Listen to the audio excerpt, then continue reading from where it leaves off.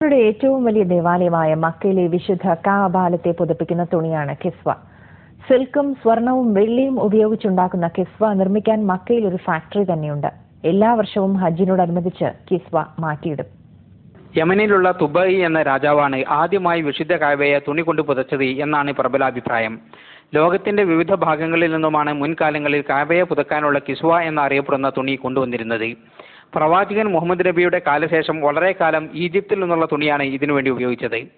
1926 മുതൽ അബ്ദുൽ അസീസ് രാജാവിന്റെ നിർദ്ദേശപ്രകാരം മക്കയിൽ തന്നെ കിസ്വ നിർമ്മിക്കാൻ ആരംഭിച്ചു. 1977 മക്കയിൽ ഈ കിസ്വ നിർമ്മാണ കേന്ദ്രം ആരംഭിച്ചത്. ഇവിടെ 200 ജോലിക്കാർ ഒരു വർഷമെടുത്താണ് ഒരു കിസ്വ നിർമ്മിക്കുന്നത്. ഏതാണ്ട് 2 കോടി സൗദി റിയാലാണ് ഇതിന്റെ നിർമ്മാണ ചെലവ്. 450 കിലോഗ്രാം ശുദ്ധമായ സിൽക്കും 15 കിലോഗ്രാം സ്വർണവും ഉപയോഗിച്ചാണ് 650 സ്ക്വയർ മീറ്റർ വലുപ്പത്തിലുള്ള കിസ്വ നിർമ്മിക്കുന്നത്. 47 മീറ്റർ നീളത്തിലും 1 മീറ്റർ വീതിയിലുമായി വിശുദ്ധ ഖുർആനിലെ വചനങ്ങൾ അറബ് കാലിഗ്രാഫിയിൽ ഇതിൽ എഴുതിയിട്ടുണ്ട്.